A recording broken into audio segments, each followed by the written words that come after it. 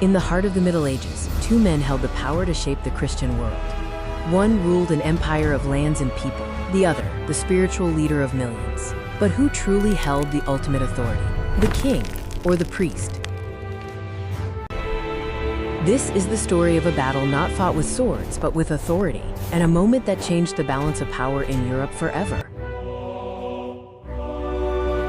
The Holy Roman Empire, a vast and complex realm, was a patchwork of duchies and kingdoms. Its emperor, a German king, saw himself as the direct successor to the Roman emperors, chosen by God to rule.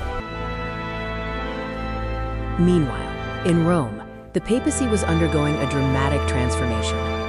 A reform movement sought to cleanse the church of corruption and reassert its independence from secular rulers. At the center of this reform was Pope Gregory VII, formerly known as Hildebrand. A man of immense conviction, he believed the church must be free from any secular interference. His will was iron. He issued the Dictatus Papae, a list of 27 statements claiming absolute papal authority, including the power to depose emperors and to be judged by no one on earth. Across the Alps, a young and equally ambitious monarch ruled. Holy Roman Emperor Henry IV believed in the divine right of kings. He was a natural ruler, accustomed to getting his way. The flashpoint of this monumental struggle was the Investiture Controversy. Who had the right to appoint bishops and abbots? The king, who needed their loyalty for his army and administration, or the Pope, who saw them as God's servants? Gregory saw the practice of kings appointing clergy as a grave sin, a form of simony. In 1075, he issued a decree banning lay investiture, which directly challenged the foundation of Henry's power. Henry was furious. He needed the loyalty of his bishops to maintain his empire. He saw Gregory's decree as a direct affront to his royal authority. A line had been drawn. The two men, both convinced of their divine right, began a blistering exchange of letters and threats. The conflict was no longer about a decree. It was about supremacy. In January 1076, Henry gathered his bishops at Worms. In an act of open defiance, they declared Pope Gregory deposed, calling him by his old name, Hildebrand. Henry sent a letter to Gregory, insulting him and demanding he step down. I, Henry, by the grace of God King with all of my bishops, say to you, come down, come down. Gregory, upon reading this outrageous demand, did not hesitate. His response would be the most powerful weapon in his arsenal. At a solemn council, Pope Gregory declared Henry IV excommunicated. He also declared him deposed as king, releasing his subjects from their oaths of fealty. The spiritual and political consequences were immediate and catastrophic. In a world defined by faith, excommunication was a terrifying sentence. Henry was now an outcast, spiritually damned, and politically isolated. Henry's enemies, the rebellious Saxon princes, seized their chance. They met at Tribur and declared that if Henry was not absolved within a year, they would elect a new king. Henry's empire was crumbling. His authority was gone. Faced with the loss of his throne, he had only one choice: to seek forgiveness from the man he had so recently tried to depose. In a desperate bid for his kingdom, Henry set out on a perilous winter journey across the Alps with his wife and young son. It was a freezing, miserable trek, a literal descent into despair. They faced treacherous conditions. A blizzard raged, and they were forced to cross the icy passes with no proper clothing, a testament to the urgency and peril of his mission.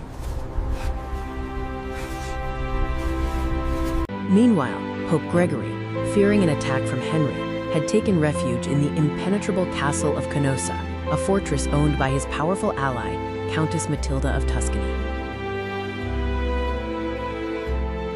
After weeks of hardship, Henry and his retinue arrived at Canossa. But the humiliation was just beginning.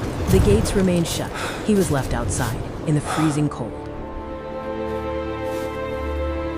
For 3 days, the Emperor of the Holy Roman Empire stood outside the castle, barefoot, dressed in a hair shirt, a symbol of a sinner seeking penance. He was truly humbled. He was a king who commanded armies, yet here he was, begging for mercy from a man who commanded only faith. Gregory's message was clear. Spiritual power supersedes earthly power. Henry waited and waited. It was a test of his resolve, a spectacle designed to show the world that even the greatest monarch was subject to God's representative on earth. Inside the castle, Henry's powerful relatives, Countess Matilda and Abbot Hugh of Cluny, pleaded with Gregory. Their intercession finally convinced the Pope to relent. On January 28, 1077, after 3 days of agonizing waiting, the gates of Canossa finally creaked open. Henry was allowed inside. Inside, the emperor, who had once called for the Pope to step down, knelt before him, begging for absolution. The most powerful king in Europe was on his knees. Gregory granted Henry absolution.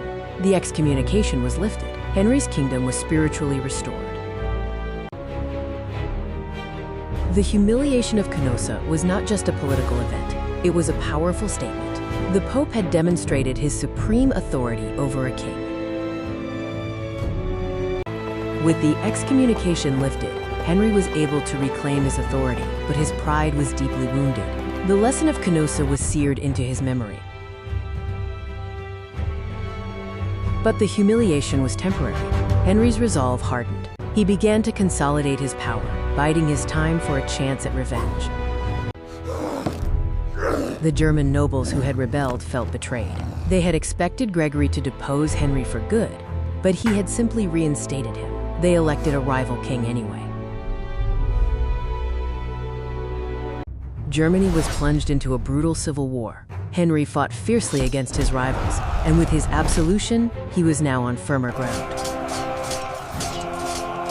Henry, now politically secure, sought his vengeance. He marched his army over the Alps, not to beg for forgiveness, but to assert his power by force. In 1084, Henry's forces besieged Rome. Gregory, now an old man, was trapped inside the city. Henry seized the city and installed an anti-pope, Clement III. Gregory was forced to flee with his Norman allies. He would never return to Rome. He died in exile in 1085, defeated in the immediate battle. His last words, "I have loved justice and hated iniquity, and therefore I die in exile," are a poignant summary of his unyielding conviction. In the short term, Henry had won. He had defeated the man who had humiliated him, but the legacy of Canossa would endure for centuries. The episode had forever established a new precedent. The Pope could challenge and even depose a king.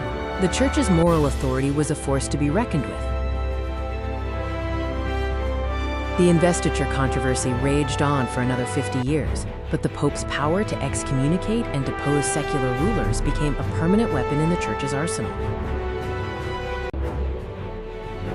The conflict was finally resolved in 1122 with the Concordat of Worms, a compromise that formally separated the spiritual and temporal aspects of clerical appointments. The conflict had a profound impact on the political landscape. It weakened the Holy Roman Emperors and contributed to the rise of independent city-states in Italy and powerful monarchies in France and England. The name Canossa became a permanent symbol for a monarch's submission to spiritual authority. The episode marked a pivotal moment in the history of church and state, solidifying a separation of powers that would define European civilization for centuries. Though he died in exile, Gregory had won the greater battle. He had shown that even an emperor could not stand above the spiritual law of God. And Henry, despite the profound humiliation, had survived. He had learned the hard way that power was not just in the sword, but in the faith of his people. Canossa was not just about a king who knelt in the snow. It was a story of two formidable men, a defining conflict, and the moment a spiritual leader proved his power was absolute. The Humiliation of Canossa is a powerful reminder that history is not just about battles and treaties, but about the profound clash of ideas and the indomitable will of those who shaped them.